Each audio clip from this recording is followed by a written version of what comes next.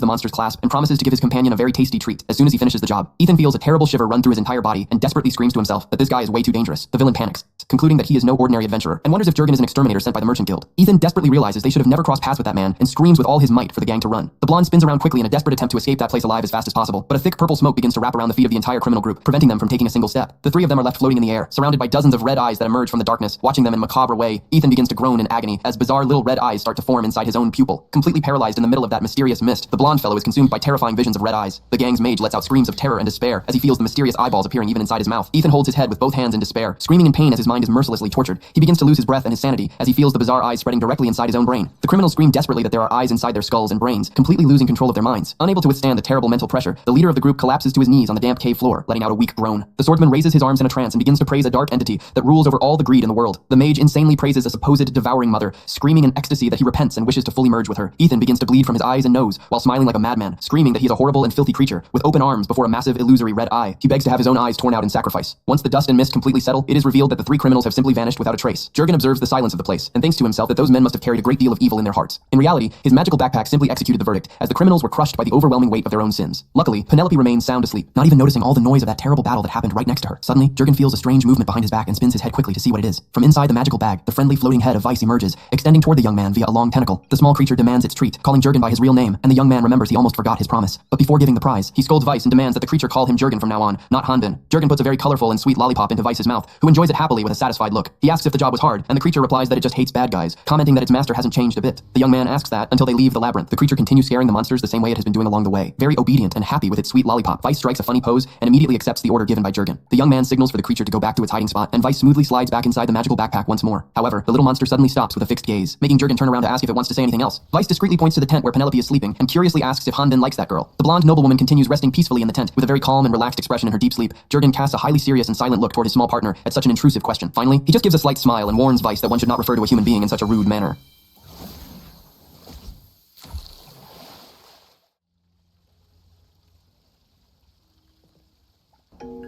I just built a budgeting app with Base 44. Nina just built an app. So we can all build apps now? I'm on lunch. I gotta make a call. I'll be right back. office.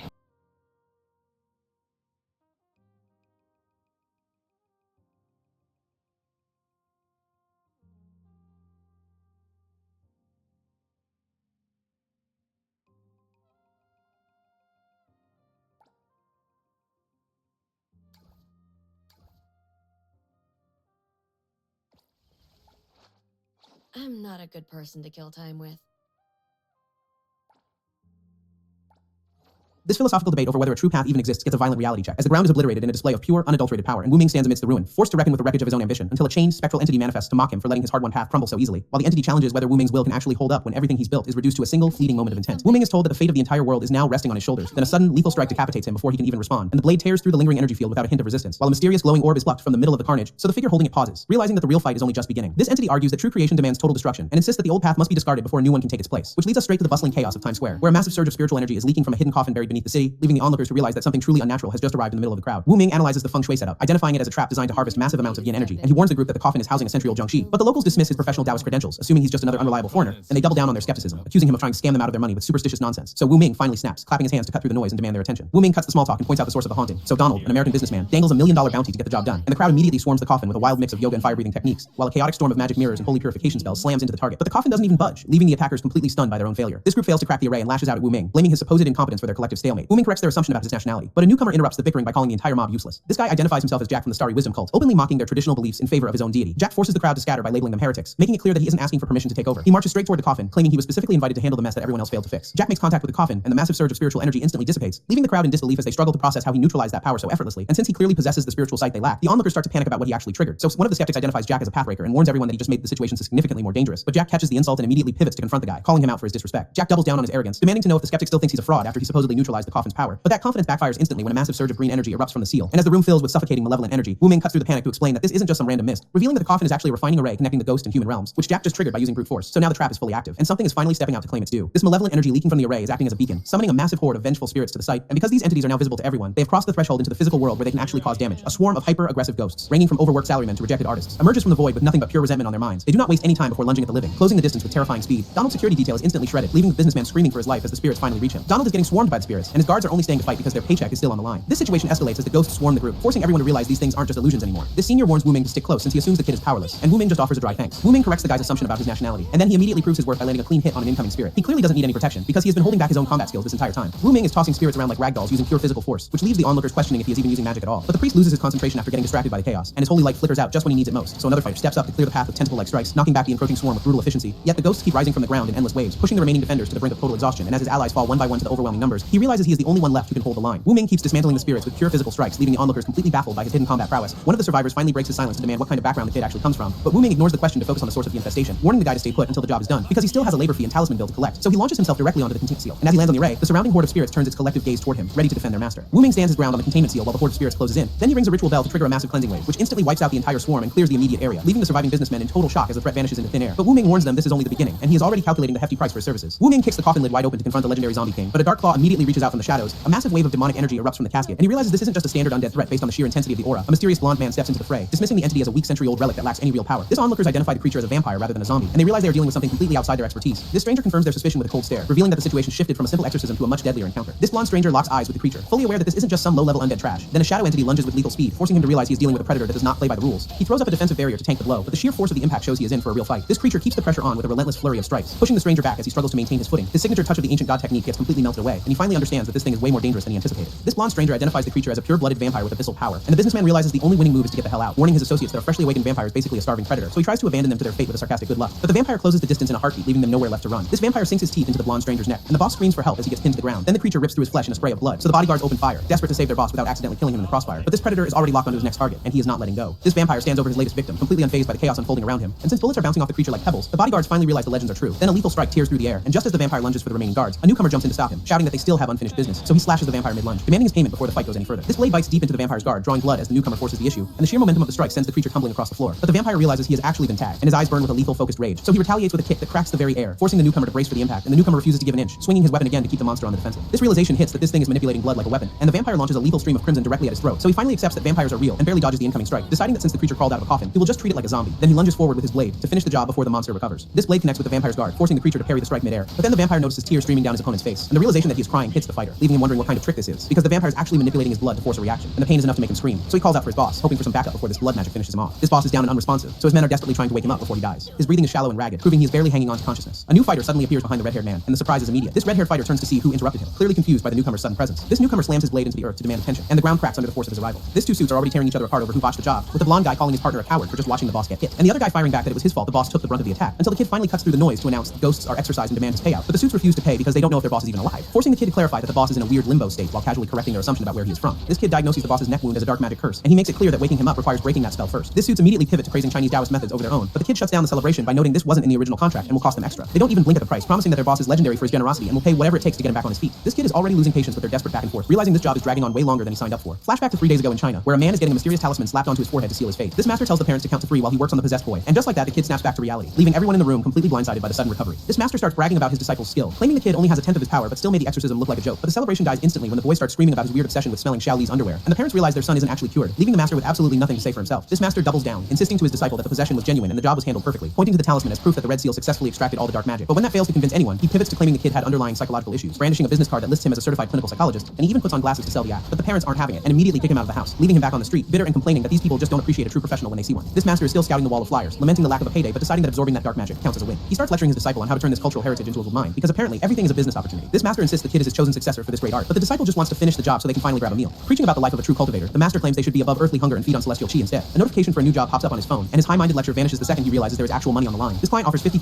upfront and $1 million reward, and the master loses his mind at the payout. Seeing the deposit hit his account, the master plans a feast, leaving his disciple wondering how they got rich so fast. He books a plane ticket to the States for the kid, but the disciple is confused when he realizes he is going alone. This master frames the solo trip as a character-building exercise, but he is really just pocketing the extra travel money for himself. He is already fantasizing about donating his cut to his favorite streamers, while reminding the kid to bring back that $1 million prize. This master examines the body and realizes something is definitely off, because a strange demonic energy is blocking his talismans and preventing him from extracting the Tao, so he concludes that the only way to break the curse is to find the person who cast it, and he initiates a tracking technique to pinpoint the exact source of that dark energy, folding the talisman into a paper crane to follow the trail straight to the culprit. This paper crane locks onto the target's energy, so the master orders the team to get Mr. Donald to the hospital, while the blonde vampire wanders through the city street, completely disoriented and struggling to piece together his recent memories, because he cannot recall who he fought or why he was left unconscious on the ground, leaving him in a total mental fog. But his aimless walking comes to a sudden halt when he accidentally knocks a limited edition ice cream out of a kid's hand, and the boy lets out a desperate scream over his ruined treat, leaving the confused vampire standing there with no idea what just happened. This kid is throwing a fit over his ruined ice cream, but the vampire tries to play it cool and de-escalate the situation, reaching into his coat to offer a peace offering. He apologizes for the distraction and asks for a little forgiveness, then drops a handful of solid gold coins into the kid's hands, clearly having no concept of modern currency, and the surrounding crowd immediately loses their minds over the pure gold, while the vampire casually asks to borrow the kid's phone for a second, only to finally realize he has been acting completely out of touch with this world, and the weight of his own strangeness finally hits him. This vampire finally takes a good look at his surroundings, realizing he is somewhere completely foreign to him. He stares at the glowing city skyline, genuinely impressed by how beautiful this strange new world has become. It hits him that he has been out of the loop for way too long, feeling like he has stepped into an entirely different dimension. He tracks the blur of modern cars moving through the night, baffled by how bright and fast everything is now. Everything is brand new to him, and he cannot help but marvel at how far this era has come. This couple is just trying to grab a quick selfie and counting down to the shot, but the vampire decides to jump right into the frame, completely oblivious to the social boundary, which sends the guy into a rage about his ruined photo and the weirdo crashing their moment. So he tells the guy to go bother someone else and leave normal people alone. Then he drags his girlfriend away. But that lingering feeling that something is wrong makes him look back one last time. A passing couple mistakes his antique attire for a costume, and the woman is clearly obsessed with his unique style. So he starts wondering if this entire city is just playing dress up, questioning if modern power users actually walk around in these outfits. Then a girl dressed as a witch approaches him, convinced his look is just a high-effort vampire costume, and she insists he join their group for the night, dragging him into their social circle before he can even explain. Now he is stuck posing for photos with a bunch of strangers who think he is just another dedicated fan. This witch keeps pestering him about his cosplay club, but he tries to clarify he is actually talking about real special powers. Then a mysterious paper talisman lands on his shoulder, and the realization that he is being tracked hits him hard as a guy in traditional robes steps out of the crowd, cutting right to the chase by saying he finally found him. And while the girl assumes the newcomer is just another cosplayer, he is actually here to confront the vampire for cursing his client, which makes the vampire realize this is the same guy from when he first woke up, and the danger becomes real. This guy realizes his target isn't coming back willingly, so he decides to wake him up by force to secure his payment. Crowds are everywhere, forcing him to keep his physical intervention subtle to avoid drawing any unwanted attention. Jack immediately starts groveling and apologizing for his blunder, but his desperate act just earns him a cold, judging stare. A harsh reprimand comes through from his cult, labeling his mission a total failure and calling him useless trash. Jack tries to save face by blaming a pureblood vampire who ambushed him from a coffin, forcing his retreat. This woman mocks Jack for his failure, questioning if the ancient god's power is actually weak or if he is just too pathetic to handle a mere vampire. But he desperately insists the power is boundless and begs for more, even as she readies her whip to shut him up. And before he can finish his plea, the lash snaps around his throat to silence his excuses for good. Then she mocks his devotion to his deity and yanks him forward, proving that he is nothing more than a slave to her whims. Finally, she unleashes a corrupting energy to pollute his very essence, leaving him screaming as the dark power tears him apart from the inside. This ground shatters under the sheer force of her power, and she towers over the pathetic Jack, declaring that trash like him is unworthy of the energy she wields, turning her focus toward hunting the vampire while whispering a prayer to her ancient god to lead her straight to him. But Jack is too far gone to care about the mission, groveling at her feet and begging for a chance to worship her. So she shuts him down with a brutal kick and orders him to get lost before she loses her patience entirely. This woman walks out on Jack with a promise to train him later, and he is so broken he actually thanks her for the beating. While across town, a stranger corners the protagonist to demand his name, only to get a cold Wu Ming in response, which the guy quickly realizes is just a placeholder for having no name at all. And after Fashio introduces himself as a high-ranking blood noble with a taste for fresh victims, he is met with nothing but a flat O. So every attempt to pry into his personal life or food preferences hits a brick wall as the protagonist refuses to give him anything. Fashio keeps digging into his past and personal connections, but Wu Ming shuts down every single question with a cold blank wall. This noble tries a different angle by asking for directions to the hospital, hoping to get a lead on where they are. Wu Ming flips the script by questioning if he's a foreigner, which forces the guy to admit he's been out of the loop. For so long he doesn't even know the current year. Realizing they are completely lost, the noble suggests grabbing a taxi to get Wu Ming, but Wu Ming reveals he already gave away their only gold coins, leaving him to suggest pawning that fancy outfit to cover the fare. Wu Ming points out that Fashio has been speaking Chinese this whole time, which hits the noble like a ton of bricks. And Fashio realizes his memory is basically Swiss cheese since he has no clue how he even picked up the language. So he starts dumping his internal crisis on Wu Ming, admitting he cannot even remember how he ended up trapped in a coffin, explaining that his last clear memory was waking up with a primal, blood-starved instinct that sent him spiraling into this disaster. And while Fashio keeps apologizing for the mess he has made, Wu Ming is clearly done with the pity party and tells him to drop it. A car pulls up to the curb, and the driver offers the duo ride. So Fashio and Wu Ming hop in, with the noble taking the passenger seat while Wu Ming settles into the back. But the driver clearly recognizes Fashio, even though the noble has absolutely no idea who this guy is. And as they cruise down the highway toward the hospital, the driver gets curious about their late-night emergency, which leads them to admit they are broke, prompting the driver to mention that the gold coin Alan handed over earlier was more than enough to cover them. Fashio tries to hand the gold coin back to Wu Ming, claiming it was only meant for the ice cream, but Wu Ming shuts him down, forcing the noble to keep the payment despite his protests. Relentless nagging finally wears Wu Ming down, so he grudgingly accepts the coin just to stop the noise. This leaves the noble feeling pretty smug about his integrity until he catches a weird vibe in the air. Meanwhile, a mysterious woman watching from above calls him out, noting that he is nothing like the rumors suggested. Wu Ming spots shadowy figures trailing the car, calling them arrogant and elegant, and Fashio realizes they are completely surrounded by these things on both sides of the vehicle, so he screams for the driver to stop the car before they get hit. But the entities strike the vehicle with enough force to send it spinning out of control, and the car erupts in this massive explosion, leaving their fate hanging in the balance. Wu Ming manages to drag Fashio clear of the wreckage just as the car goes up in flames, and Fashio immediately checks to see if his savior made it out in one piece. But Wu Ming is more concerned about his outfit catching fire than the near-death experience, lamenting the cost of his ruined gear since his master warned him they were pricey. Then a woman with a whip drops in to mock them, clearly amused by the sight of these two survivors. Wu Ming asks the woman to hold off on attacking the vampire until he finishes his own business, but she finds his request adorable and decides to test him out instead. So she lashes out with her whip, forcing him to scramble away from a sudden aggression, and the strike tears through the ground right where he was standing. Then the weapon coils around him and flings him through the air, proving he is completely out of his league. A desperate mother begs Wu Ming to save her son, Alan, who is lying nearby in critical condition, and she offers him anything he wants if he can just keep the boy alive. But the blue-haired woman loses interest in the games and lashes out with her whip again, which forces a kid with a sword to dodge the strike, leaving him bewildered by the unprovoked attack. So Wu Ming confronts the boy, demanding to know why he didn't fight back against her. Wu Ming reminds the woman that his master's training isn't free, but she just laughs and claims them as her own.